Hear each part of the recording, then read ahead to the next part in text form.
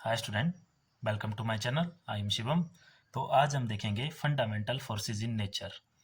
तो आज हम देखेंगे कि कौन कौन सी ऐसी फोर्सेस है जिनको फंडामेंटल या बेसिक फोर्सेस माना गया है, और हम उनके बारे में आज स्टडी करेंगे। तो नेचर में जो चार तरह की फोर्सेस है उनको फंडामेंटल फोर्सेस माना गया है, या सिंपल हम बोल सकते हैं कि there are four basic forces in nature. और वो कौन कौन सी है, तो उनके नाम है। तो नंबर 1 है ग्रेविटेशनल फोर्स, और सेकंड नंबर पे है इलेक्ट्रोमैग्नेटिक फोर्स, और नंबर 3 स्ट्रॉन्ग न्यूक्लियर फोर्स, और नंबर 4 वीक न्यूक्लियर फोर्सेस। तो ये चार तरह की फोर्सेस हैं, जिसमें फर्स्ट होगी gravitational force, electromagnetic force next, next है स्ट्रॉन्ग न्यूक्लियर फोर्स, और फोर्थ वन या लास्ट है वीक न्यूक्लियर फोर्सेस। तो इन फोर्सेस को बेसिक फोर्सेस इन नेचर माना गया है, या फंडामेंटल फोर्सेस है। तो अब हम वन बाय वन देखेंगे कि ये फोर्सेस क्या होती है, कहाँ पे लगती है। तो सारा डिटेल में हम स्टडी करेंगे। तो सबसे पहले देखते हैं हम ग्रेविटेशनल फोर्स के बारे में, कि ग्रेविटेशनल फोर्स क्या है, क्या इसकी डेफिनेशन होगी, किस तरह की बॉडीज़ पे लगती है, जो भी है सारा डिटेल में। तो फर्स्ट वन है हमारे पास ग्रेविटेशनल फोर्स। तो देखो, सबसे पहले ग्रेविटेशनल फोर्स की बात की गई थी, जो हमारे एक ग्रेट साइंटिस्ट थे न्यूटन, आइजैक न्यूटन। उन्होंने बात की थी, और उन्होंने क्या बताया था, उन्होंने हमें सिंपल बताया था कि हमारे स्पेस में या हमारे अराउंड कोई भी बॉडीज़ हैं, वो सारी की सारी बॉडीज़ एक दूसरी बॉडीज़ को अपनी तरफ अट्रैक्ट करती है। जैसे फॉर एग्जांपल, सिंपल सा हम एग्जांपल ले लेते हैं। जैसे ये एक पेन का कैप है और दूसरी तरफ एक पेंसिल है। तो उन्होंने क्या बोला है कि ये जो पेन का कैप और पेंसिल है, अगर इन दोनों की बात करें हम, तो ये दोनों बॉडीज़ एक दूसरे को अट्रैक्ट कर रही हैं। उसी तरह से कोई भी दो बॉडीज़ हैं, जैसे आप लोग हैं, तो आप लोग जैसे रूम में बैठे हुए हैं, तो रूम में कोई भी और अनदर बॉडी है, वो आपको अट्रैक्ट कर रही है, आप उस बॉडी को अपनी तरफ अट्रैक्ट कर रहे हैं। ये बताया था सबसे पहले न्यूटन ने। तो इसी को नाम दिया था उन्होंने ग्रेविटेशनल फोर्स, इस फोर्स को, जिस फोर्स से वो अट्रैक्ट करते हैं। तो देखो उन्होंने बताया क्या था। तो न्यूटन ने बोला था कि हमारे पास अगर कोई दो बॉडीज़ हैं, मान लो एक बॉडीज़ है, नाम दे दिया इसको ए, एक और बॉडीज़ है, उसको नाम दे दिया बी। इसका मास है m1, इसका मास है m2, और दोनों के बीच में मान लो कुछ डिस्टेंस भी है। तो अगर दोनों के बीच में डिस्टेंस है r, तो न्यूटन ने क्या बोला था इस केस में। तो न्यूटन ने सबसे पहले ग्रेविटेशनल फोर्स को लेके बताया था, और न्यूटन ने बोला था force of attraction between every pair of particle और bodies is directly proportional to the product of their masses and inversely proportional to square of distance between them. अगर आप इन डेफिनेशन वगैरह को नोट करना चाहे तो आप नोट भी कर सकते हैं वीडियो को स्टॉप करके। अगर नहीं नोट करनी है तो कोई बात नहीं, मैं इन नोट्स का पीडीएफ लिंक डिस्क्रिप्शन में डाल दूंगा, आप वहाँ से डाउनलोड करके भी इसको नोट कर सकते हैं। तो देखो, मैं सिंपल आपको बताता हूँ न्यूटन ने क्या बोला था। तो न्यूटन ने बोला था कि अगर इस तरह से हमारे पास दो बॉडीज़ हैं, जैसे एक बॉडी को नाम दे दिया हमने ए और दूसरी बॉडी को नाम दे दिया बी। अब मान लो ए बॉडी का मास है m1 एंड बी बॉडी का मास है m2, और उनके बीच में कुछ डिस्टेंस भी है, जो डिस्टेंस हमने बोल दिया कि डिस्टेंस है उनके बीच में r। तो अब न्यूटन ने बोला था कि ये दोनों बॉडीज़ क्या करेंगी, एक दूसरे को अट्रैक्ट करेंगी, लेकिन इनके बीच में कितनी फोर्स लगेगी। तो उसने बोला कि जो इनके बीच में फोर्स लगेगी, तो फर्स्ट बोला उसने कि वो फोर्स रहेगी आपकी डायरेक्टली प्रोपोर्शनल। डायरेक्टली प्रोपोर्शनल का मतलब आपको पता है कि जैसे जैसे जैसे मान लो डायरेक्टली प्रोपोर्शनल है वो प्रोडक्ट ऑफ मासेस के m1 m2। डायरेक्टली प्रोपोर्शनल का मतलब होता है जैसे जैसे ये चीज़ बढ़ेगी वैसे वैसे ये चीज़ भी बढ़ेगी, मतलब जैसे जैसे उनका मास बढ़ेगा, m1 एंड m2 की वैल्यू बढ़ती चलेगी, वैसे वैसे फोर्स भी बढ़ती चलेगी। तो ये बोली थी उसने पहली बात। और दूसरी बात क्या बोली थी, दूसरी बात बोली थी कि जो फोर्स लगेगा वो इनवर्सली प्रोपोर्शनल रहेगा। इनवर्सली होता है 1/, में इन्वर्सली प्रोपोर्शनल होगा square of distance between them, जो उनके बीच में डिस्टेंस है उसके इन्वर्सली। इन्वर्सली का मतलब होता है जैसे प्रोपोर्शन में एक चीज़ बढ़ती है तो दूसरी भी बढ़ती है। इन्वर्सली का मतलब होता है एक चीज़ बढ़ेगी तो दूसरी घटेगी, मतलब जैसे जैसे डिस्टेंस बढ़ता चलेगा वैसे वैसे फोर्स ऑफ अट्रैक्शन कम होती चलेगी। जैसे अगर इसको डायग्राम में समझें, तो अगर ये मास बढ़ता चलेगा तो फोर्स भी बढ़ती चलेगी, और अगर मान लो ये डिस्टेंस अब इन बॉडीज़ को दूर दूर लेके जा रही हैं तो ये फोर्स आपकी डिक्रीज होती चलेगी। तो अगर इन दोनों को कंबाइन कर दें हम, ये आ गई इक्वेशन 1 एंड इक्वेशन 2। तो अगर इन दोनों इक्वेशन को कंबाइन कर दे तो हमारे पास f की वैल्यू आ जाएगी, f is directly proportional to m1 m2 upon r square. ये आ गया ग्रेविटेशनल फोर्स का फॉर्मूला। अगर और जैसे कि आप लोगों को पता है, जब भी हम प्रोपोर्शनलिटी साइन हटाते हैं तो हमारे पास एक कांस्टेंट आता है। तो यहाँ पे f is equal to constant आ गया g m1 m2 upon r square, where g क्या है, g है हमारे पास ग्रेविटेशनल कांस्टेंट, इसको बोलते हैं ग्रेविटेशनल कांस्टेंट। तो ये आ गया हमारे पास ग्रेविटेशनल कांस्टेंट। और जी की वैल्यू होती है ग्रेविटेशनल कांस्टेंट की 6.67 इंटू 10⁻⁻11 न्यूटन मीटर स्क्वायर पर किलोग्राम स्क्वायर। तो ये आ गया हमारे पास ग्रेविटेशनल फार्मूला, ग्रेविटेशनल फोर्स के लिए formula F equal to G m1 m2 upon r square. और ग्रेविटेशनल फोर्स कोई भी दो बॉडीज है हमारे आसपास उनमें लगेगी। फार्मूला क्या रहेगा, product of masses divided by r square और साथ में ग्रेविटेशनल कांस्टेंट जी। तो ये होगी ग्रेविटेशनल फोर्स।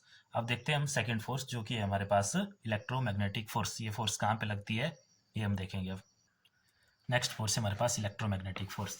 तो जैसे कि जैसे कि न्यूटन ने बताया था आपको ग्रेविटेशनल फोर्स के बारे में, वैसे एक साइंटिस्ट थे कुलम्स जिन्होंने इलेक्ट्रोमैग्नेटिक फोर्स के बारे में हमें बताया था। तो इलेक्ट्रोमैग्नेटिक फोर्स, पहले तो ये बात करते हैं कि ये फोर्स लगेगी कहाँ पे। तो इलेक्ट्रोमैग्नेटिक फोर्स दो वर्ड से मिलकर बनी हुई है, इलेक्ट्रो एंड मैग्नेटिक। तो electro means electricity, electricity means charge particle. तो जो हमारे पास चार्ज बॉडी होती है कोई भी, ये उन बॉडीज पे ये फोर्स लगती है। चार्ज बॉडी मतलब चार्ज बॉडी से क्या समझते हैं, जैसे मान लो चार्ज कब आता है बॉडी पे, इलेक्ट्रॉन के या तो लूज करेगी बॉडी या फिर गेन करेगी, तो तब जो उसमें चार्ज क्रिएट होता है, जैसे दो तरह का चार्ज होता है, plus charge and minus charge. तो जब वो आएगा उन बॉडीज पे तो उन बॉडीज को बोलते हैं चार्ज बॉडी। तो उस तरह की बॉडी पे फोर्स लगती है। और इस फोर्स को लेके जो लॉ है हमारे पास वो क्या है, तो देखते हैं उसमें। सबसे पहले हम इसमें दो बॉडीज कंसीडर करते हैं। जैसे मान लो एक बॉडीज है यहाँ पे, सेकेंड बॉडीज है। अब इनके मास की बात नहीं करेंगे, यहाँ पे चार्ज की बात करेंगे। मान लो इस पे चार्ज है हमारे पास Q1, चार्ज कोऑर्डिनेट करते हैं Q से, और इस पे चार्ज है Q2, और दोबारा इनके बीच में डिस्टेंस है हमारे पास R। तो अब इन बॉडीज में कितनी फोर्स लगेगी। अब जो ये इलेक्ट्रोमैग्नेटिक फोर्स है ये अट्रैक्टिव भी हो सकती है और रिपल्सिव भी हो सकती है। अट्रैक्टिव मीन्स ये बॉडीज एक दूसरे को अपनी तरफ भी खींच सकती है, और रिपल्सिव का मतलब होता है, या रिपल्सन का मतलब होता है, जैसे मान लो दो बॉडीज है इस तरह से, तो एक दूसरे को रिपेल करेगी, उस तरह से दूर जाएगी बॉडीज एक दूसरे से। तो अब इसके लिए क्या बोला था, तो इसके लिए जो लॉ था वो था, तो electromagnetic force is directly proportional to product of charges and inversely proportional to square of distance between them. उसी की तरह बिल्कुल सेम है यहाँ पे भी, जो इलेक्ट्रोमैग्नेटिक फोर्स होगी वो डायरेक्टली प्रोपोर्शनल होगी उनके प्रोडक्ट ऑफ चार्जेस पे, Q1 Q2, क्योंकि एक बॉडी पे चार्ज है Q1 दूसरी पे Q2, और इनवर्सली प्रोपोर्शनल होगी square of distance between them. तो दोबारा दो क्वेश्चन आ गए हमारे पास, अगर इनको कंबाइन कर दें तो F is directly proportional to Q1 Q2 and inversely proportional to R square. तो दोबारा साइन ऑफ प्रोपोर्शनलिटी हटाएंगे तो हमारे पास आएगा कांस्टेंट F इजिकल टू के Q1 Q2 upon r square. और यहाँ पे जो कि है वो है साइन ऑफ या कांस्टेंट है हमारे पास, जो कि प्रोपोर्शनलिटी साइन को हटा के लगता है। और के की वैल्यू रहती है हमारे इस केस में, इलेक्ट्रोमैग्नेटिक फोर्स के केस में 1/4 पाई एप्सिलॉन नॉट। और अगर इसकी मैग्नीट्यूड की बात करें तो उसका मैग्नीट्यूड या सिंपल वैल्यू रहती है 9 इंटू 10⁻⁹ न्यूटन मीटर स्क्वायर पर कूलम स्क्वायर। तो ये होगी हमारे पास इलेक्ट्रोमैग्नेटिक फोर्स, जो कि दो चार्ज बॉडी के इसमें लगेगी। अब इसके बारे में डिटेल में आप आगे +1 क्लास में पढ़ेंगे। तो ये होगी सेकंड नंबर पे जो थी हमारे पास इलेक्ट्रोमैग्नेटिक फोर्स। तो अब बात करते हैं स्ट्रॉन्ग न्यूक्लियर फोर्स की। तो स्ट्रॉन्ग न्यूक्लियर फोर्स समझने से पहले देखो एटम की तरफ चलते हैं। तो जैसे आप लोगों ने छोटी क्लास में भी पढ़ा है कि एटम कंसिस्ट ऑफ एक न्यूक्लियस होता है इसके सेंटर में, और बाहर से इसमें ऑर्बिट में इलेक्ट्रॉन रिवॉल्व करते हैं। अब बात करेंगे हम सिर्फ इसके न्यूक्लियस की। तो इसके न्यूक्लियस में भी क्या क्या होता है, कौन कौन से पार्टिकल होते हैं। तो इसके न्यूक्लियस में जैसे आपने पढ़ा होना कि यहाँ पे एक पॉजिटिवली चार्ज पार्टिकल होते हैं जिनको जानते हैं आप प्रोटॉन के नाम से, प्रोटॉन के नाम से। और एक होते हैं यहाँ पे neutral particle. Neutral particle means उन पे कोई चार्ज नहीं होता, और उनको जानते हैं हम न्यूट्रॉन के नाम से।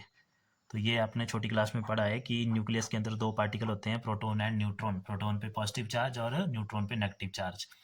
तो न्यूक्लियस के अंदर इन दोनों चार्जेस, या इन दोनों चार्जेस नहीं, इन दोनों पार्टिकल्स को, प्रोटॉन एंड न्यूट्रॉन को जो फोर्स बाइंड करके रखती है या न्यूक्लियस के अंदर उनको बना के रखती है, उस फोर्स को बोलते हैं हम स्ट्रॉन्ग न्यूक्लियर फोर्स। या सिंपल हम ऐसा बोल सकते हैं कि स्ट्रॉन्ग न्यूक्लियर फोर्स कहाँ पे लगती है, एटम के अंदर जो न्यूक्लियस होता है उस न्यूक्लियस के अंदर जो पार्टिकल होते हैं प्रोटॉन एंड न्यूट्रॉन, उनके बीच में ये फोर्स लगती है, स्ट्रॉन्ग न्यूक्लियर फोर्स। तो ये स्ट्रॉन्ग न्यूक्लियर फोर्स। अब देखते हैं next one, weak nuclear force. समझने से पहले देखो मैं आपको थोड़ा रेडियो एक्टिव सब्सटेंस के बारे में बताऊंगा। रेडियो एक्टिव सब्सटेंस ऐसे सब्सटेंस या ऐसे एटम होते हैं हमारे पास जिनका जो न्यूक्लियस होता है वो कंटिन्यूसली रेडिएशन एमिट करता रहता है। जैसे थोरियम वगैरह, यूरेनियम वगैरह इसके कॉमन एग्जांपल हैं, आपने सुना भी होगा। तो उनमें क्या होता है कि उनके न्यूक्लियस से continuously energy in term of radiation निकलती रहती है। तो वहाँ पे और फिर इसमें अलग अलग टाइप्स में इसको डिवाइड किया गया है। उसी में एक टाइप है इसका बीटा डीके। तो बीटा डीके में उसके न्यूक्लियस से या उस एटम से हमारे पास इलेक्ट्रॉन और न्यूट्रिनो, ये दो पार्टिकल होते हैं जो रिलीज होते हैं बीटा डीके के टाइम। तो फिर जब ये पार्टिकल निकलेंगे उससे इलेक्ट्रॉन एंड न्यूट्रिनो, तो इन दोनों में आपस में जो फोर्स लगेगी उस फोर्स को बोलते हैं हम वीक न्यूक्लियर फोर्स। तो ये थी वीक न्यूक्लियर फोर्स जो कि लगती है एटम में ही, लेकिन कब? जब उसमें रेडियो एक्टिव डिसइंटीग्रेशन के टाइम उसके जो पार्टिकल निकलते हैं उसमें कई तरह का डिसइंटीग्रेशन होता है, जैसे जिसमें एक टाइप का है बीटा डीके। तो बीटा डीके में हमारे पास जो पार्टिकल निकलते हैं वो निकलता है इलेक्ट्रॉन जो कि चार्ज पार्टिकल है, और उसके साथ निकलता है एक अनचार्ज पार्टिकल न्यूट्रिनो। तो इन दोनों पार्टिकल के बीच में जो फोर्स लगती है उस फोर्स को बोलते हैं हम वीक न्यूक्लियर फोर्सेस। तो ये था आपका फंडामेंटल फोर्सेस इन नेचर। इसकी नोट्स की लिंक आपको मिल जाएगी डिस्क्रिप्शन में, वहाँ से आप इसको नोट कर सकते हैं। और नेक्स्ट वीडियो में देखेंगे हम इन फोर्सेस की करेक्टरिस्टिक्स या इनकी रेंज और इनकी मैग्नीट्यूड की बात करेंगे कि कौन फोर्स कितनी स्ट्रांग होती है और कौन कितनी वीक होती है, और इनका कंपैरिजन भी देखेंगे एक दूसरे के साथ, और साथ में इनकी रेंज भी देखेंगे कि इनकी रेंज क्या है, कितने कितने डिस्टेंस तक ये फोर्सेस काम करती है। Thank you.